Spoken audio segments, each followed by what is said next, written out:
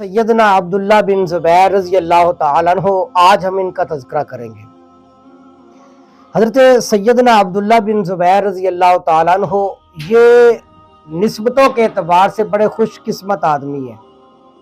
یعنی اللہ تبارک و تعالیٰ نے ایسی روحانی اور خاندانی نسبتیں ان کو عطا فرمائی ہیں نا۔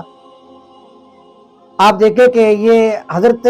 سیدنا صدیق اکبر کے نواسے ہیں، یہ حضرت عبداللہ بن زبیر، اور حضرت زبیر ابن عوام کے یہ بیٹے ہیں، اور زبیر ابن عوام عشرہ مبشرہ کے اندر شامل ہے۔ تو حضرت زبیر ابن عوام کے یہ بیٹے ہیں، حضرت اسماء کے یہ بیٹے ہیں۔ زبیر ابن عوام وہ بھی جنتی صحابی ہیں، حضرت اسماء وہ بھی جنتی صحابی ہیں، ان کے بیٹے عبداللہ ابن زبیر ہیں۔ تو اس اعتبار سے یہ عبداللہ ابن زبیر ابن عوام کے بیٹے، اسماء بنت ابی بکر صدیق کے بیٹے، اور حضرت سیدنا صدیق اکبر کے یہ نواسے کہلاتے ہیں۔ اور حضرت زبیر ابن عوام وہ آپ علیہ السلام کی پھپھی کے بیٹے تھے، اس اعتبار سے بھی آپ علیہ السلام کے ساتھ ان کا قریبی تعلق تھا۔ حضرت سیدنا عبداللہ بن زبیر رضی اللہ تعالیٰ عنہ مدینہ طیبہ کے اندر پیدا ہوتے ہیں۔ جب مسلمان ہجرت کر کے مکہ سے مدینہ آتے ہیں نا، تو مدینہ میں کتنے عرصے تک نا کوئی بیٹا پیدا نہیں ہو رہا تھا، کسی کا بچیاں پیدا ہو رہی تھی، اور مدینے کے اندر یہ مشہور کر دیا تھا کہ یہودیوں نے مسلمانوں کے اوپر جادو کر دیا، اس لیے مسلمانوں میں سے کسی کا بچہ پیدا نہیں ہوگا۔ تو سب سے پہلے مدینہ طیبہ میں جو بچہ پیدا ہوا ہے قباء کے مقام پر، حضرت اسماء فرماتی ہے کہ قباء کے مقام پر عبداللہ بن زبیر میرے یہاں پیدا ہوتے ہیں۔ اسی وجہ سے عبداللہ بن زبیر کے پیدا ہونے پر صحابہ اکرام کو بہت زیادہ خوشی ہوئی تھی۔ حضرت سیدنا صدیق اکبر کو بھی خوشی ہوئی، صحابہ اکرام کو بھی، یہاں تک کہ آپ علیہ السلام کو بھی بہت زیادہ خوشی ہوئی۔ اس لیے حضرت اسماء فرماتی ہے کہ جب عبداللہ پیدا ہوا میرے ہاں، تو میں نے کہا کہ جاؤ اور ان کے نانا کو جا کر بتاؤ۔ سیدنا صدیق اکبر رضی اللہ تعالیٰ عنہ آتے ہیں بھاگتے ہوئے، اور حضرت عبداللہ کو اٹھاتے ہیں اور مدینہ کی گلیوں کے اندر لے کر جاتے ہیں، اس لیے کہ مدینہ کے اندر یہودیوں کی طرف سے یہ بات مشہور کی گئی تھی کہ ہم نے مسلمانوں پر جادو کر دیا ہے، اب مسلمانوں کے یہاں کوئی بیٹا پیدا نہیں ہوگا۔ تو حضرت صدیق اکبر پہلے دن کا بچہ تھا عبداللہ، ان کو اٹھا کر جو ہے وہ مدینہ کی گلیوں کے اندر لے کر چل پھر رہے ہوتے ہیں، اور لوگوں کو دکھا رہے ہوتے ہیں کہ لوگوں پوچھو ان یہودیوں سے کہ اللہ نے تو ہمیں بیٹا عطا کر دیا، تمہارا جادو کدھر گیا۔ تو ایک روایت میں یہ آتا ہے کہ صدیق اکبر پھر حضرت عبداللہ کو لے کر آپ علیہ السلام کی بارگاہ میں جاتے ہیں، اور حضور علیہ السلام کی بارگاہ میں پیش کرتے ہیں کہ اللہ تبارک و تعالیٰ نے مجھے نواسا عطا کر دیا ہے۔ آپ علیہ السلام بھی بہت خوش ہوتے ہیں، اور آپ علیہ السلام کھجور منگواتے ہیں اور اپنے منہ میں ڈال کر اسے چباتے ہیں، اور اس کھجور کے ساتھ آپ علیہ السلام کا لعاب دہن لگتا ہے، اور حضور پھر وہ کھجور جو ہے وہ حضرت عبداللہ بن زبیر کے منہ میں ڈال دیتے ہیں۔ یعنی سب سے پہلی چیز جو عبداللہ ابن زبیر کے منہ کے اندر گئی ہے وہ حضور نبی کریم صلی اللہ علیہ وآلہ وسلم کا لعاب دہن ان کے منہ کے اندر گیا ہے۔ یعنی وہ لعاب جو حضور حضرت امام حسن کے لیے جو آپ نے عطا کیا،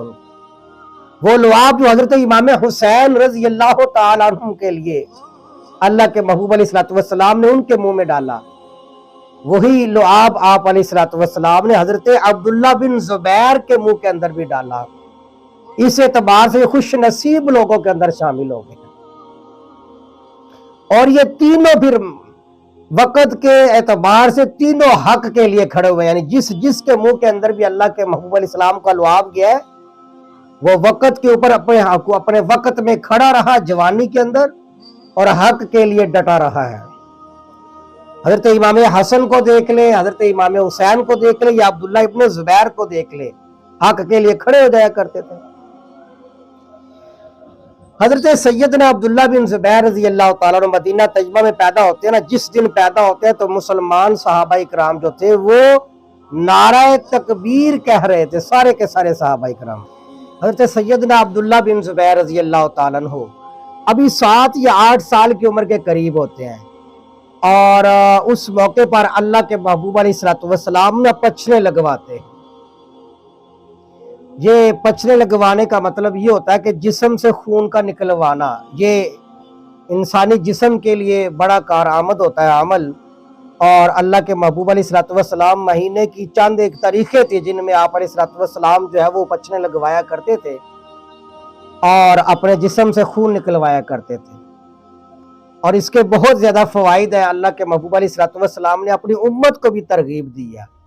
اور انہوں میں خاص طریقے بھی اللہ کے محبوب علیہ الصلوۃ والسلام نے ذکر فرمائی ہے کہ ان کے اندر جو ہے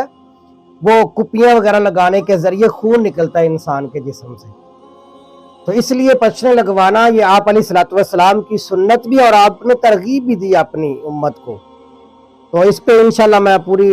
جو ہے نا وہ ایک انشاءاللہ اس پہ بھی میں کلپ اپنا ریکارڈ کرواؤں گا کہ یہ کتنا ضروری ہے آج کے زمانے کے اندر بھی ہمارے جسموں کے لیے۔ تو آپ علیہ الصلوۃ والسلام نے پچنے لگوائے نا، تو ان سے جو خون نکلا نا وہ آپ علیہ الصلوۃ والسلام نے عبداللہ ابن زبیر کو دیا۔ تو حضرت سیدنا عبداللہ بن زبیر رضی اللہ تعالیٰ خون لے کر جاتے ہیں، تو باہر جانے کے بعد کیونکہ وہ آپ علیہ الصلوۃ والسلام کا جسم اطہر سے خون نکلتا ہے، آپ کو مبارک خون تھا، تو انہوں نے بجائے کسی زمین پر گرانے کے آپ علیہ الصلوۃ والسلام کا خون نگل لیا اور آپ نے پی لیا، اور تھوڑی دیر کے بعد واپس آئے تو آپ علیہ الصلوۃ والسلام نے فرمایا کہ عبداللہ بن زبیر کہاں پر خون گرایا ہے؟ اور عرض کی کہ حضور وہاں پر گرا دیا جہاں پر کسی کی نگاہ نہیں پڑے گی۔ تو اللہ کے محبوب علیہ الصلوۃ والسلام سمجھ جاتے ہیں، تو آپ نے فرمایا کہ عبداللہ بن زبیر تم نے میرا خون پی لیا ہے؟ عرض کیجیے یا رسول اللہ مجھے کوئی ایسی مناسب جگہ نہیں مل رہی تھی، تو میں نے کہا سب سے مناسب جگہ پھر یہی ہے کہ میں اسے اپنے جسم کے اندر ڈال لوں۔ تو اللہ کے محبوب علیہ الصلوۃ والسلام نے ارشاد فرمایا کہ عبداللہ بن زبیر تمہیں آگ نہیں چھو سکتی۔ ظاہری بات ہے کہ آپ علیہ الصلوۃ والسلام کا جسم اطہر سے نکلا ہوا خون تھا، وہ جس جسم کے اندر بھی جائے گا تو جہنم کی آگ تو اسے چھو بھی نہیں سکتی۔ حضرت سیدنا عبداللہ بن زبیر رضی اللہ تعالیٰ عنہ بہت زیادہ عبادت کرنے والے، اور دنیاوی کام بھی جو تھے وہ اس طرح نہیں کہ بھی بالکل بے توجہ کے ساتھ کرتے تھے،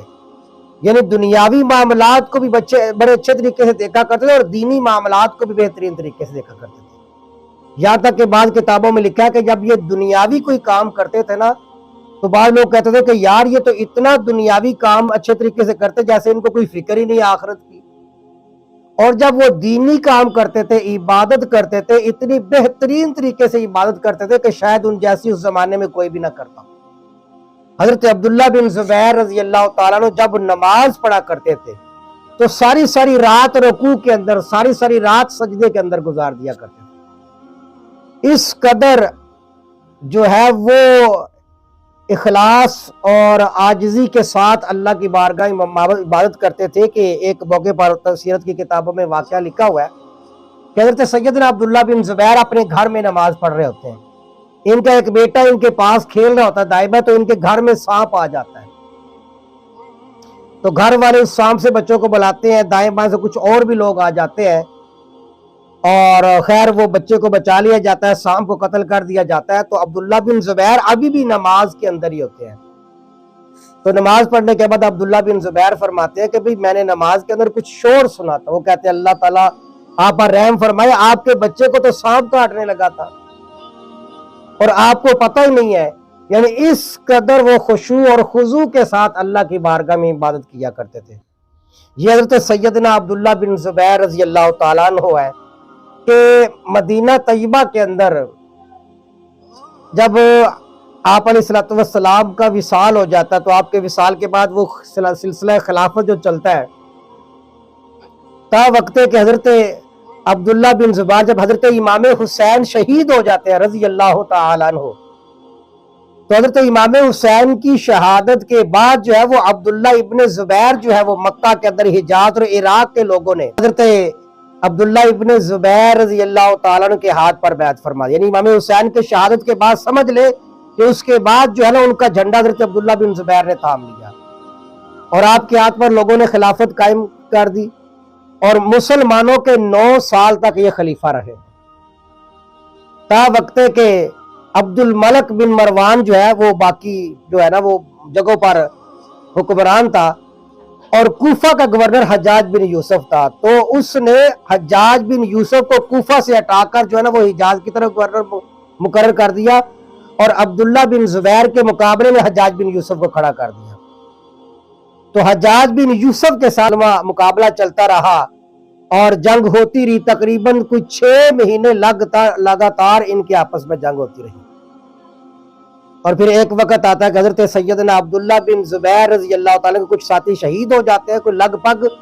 240 کے قریب ان کے ساتھی شہید ہوتے ہیں اس جنگ میں، اور جو ہے نا چند ایک ساتھی آپ کے ساتھ رہ جاتے ہیں۔ تو پھر آپ اپنی والدہ محترمہ حضرت اسماء بنت ابی بکر صدیق کے پاس جاتے ہیں اور جا کر بتاتے ہیں کہ امی جان حجاج بن یوسف کی طرف سے بڑی دھمکیاں آ رہی ہیں، قتل کی دھمکیاں دے رہا ہے، تو مجھے کیا کرنا چاہیے؟ تو حضرت اسماء نے فرمایا کہ بیٹا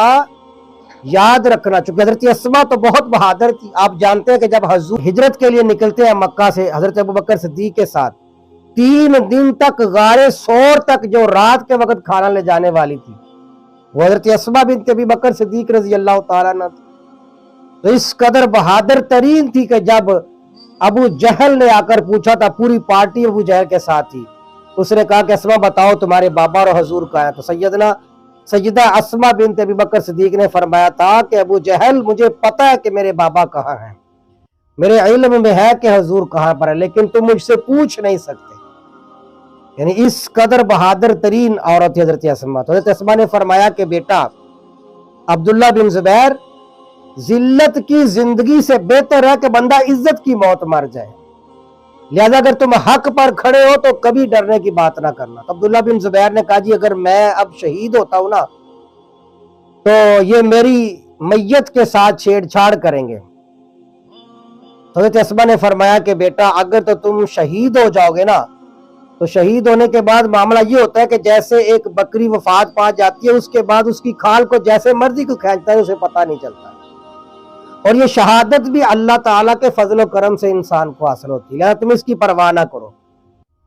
حضرت عبداللہ بن زبیر فرماتے ہیں کہ امی جان میں بھی بس یہی بات آپ سے سننا چاہتا تھا، تاکہ میرا اطمینان قلب بھی مجھے حاصل ہو جائے۔ اس کے بعد پھر عبداللہ بن زبیر کو حجاج بن یوسف کی طرف سے جو لوگ آتے ہیں اور وہ حضرت عبداللہ بن زبیر کو شہید کر دیتے ہیں۔ عبداللہ بن زبیر جس وقت لڑ رہے ہوتے ہیں تو دونوں تلواریں ہاتھ میں ہوتی ہیں، آپ اندازہ لگائیں، یعنی بہادری کا یہ عالم تھا۔ تو پھر جب حضرت سیدنا عبداللہ بن زبیر شہید ہو جاتے ہیں تو آپ کی شہادت کے بعد کتنے دن تک جو ہے وہ مکہ کے چوک کے اندر جو ہے نا وہ آپ کی میت کو الٹا لٹکایا جاتا ہے۔ اور یہ حجاج بن یوسف جو ہے اس نے حضرت اسماء کو پیغام بھیجا کہ اس کو بلا کے لاؤ، اور معاذ اللہ یہ کہا کہ اگر وہ نہ آئے تو ان کے بالوں سے پکڑ کر لانا ان کو۔ تو حجاج کے بندے جب حضرت اسماء کے پاس گئے اور جا کر کہا کہ اسماء حجاج بلا رہا ہے، اور اس نے کہا کہ اگر نہ آئے تو ہم سختی کے ساتھ لے کر جائیں گے۔ اسماء نے فرمایا بھی میں تو نہیں جاری لے جا سکتا ہوں، پھر لے جاؤ۔ تو حجاج بن یوسف جو ہے پھر وہ آتا ہے خود چل کر غصے میں اور آ کر کہتا ہے کہ دیکھو اسماء میں نے تمہارے بیٹے کے ساتھ کیا معاملہ کر دیا۔ حضرت اسماء بنت ابی بکر صدیق نے فرمایا کہ حجاج بن یوسف پہلی بات تو یہ کہ میں نے اللہ کے محبوب علیہ السلام سے یہ ارشاد سنا تھا کہ قبیلہ بنی ثقیف کا ایک آدمی آئے گا اور وہ بڑا ظالم ہوگا، اور ایک کذاب آئے گا، کذاب تو ہم نے دیکھ لیا، اب ظالم تو ہی ہے میرے رسول کے فرمان کے مطابق۔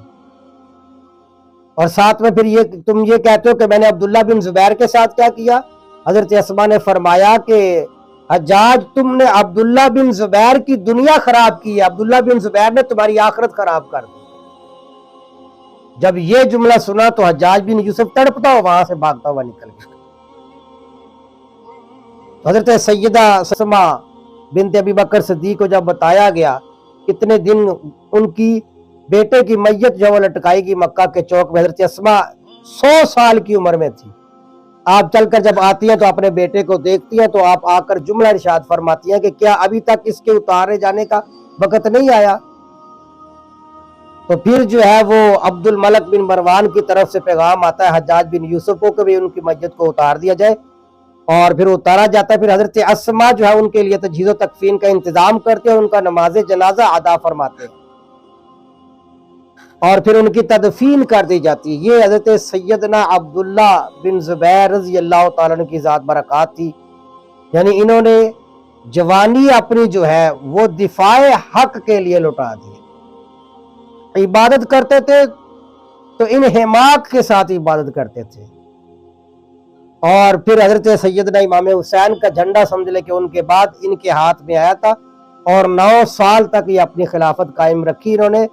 اور اس کے بعد پھر جامع شہادت نوش فرما لیا۔ اور دعا کریں کہ اللہ تعالیٰ ہم سب کو اسی طرح صحابہ کرام جیسی محبت اللہ تعالیٰ ہم سب کو بھی نصیب فرمائے۔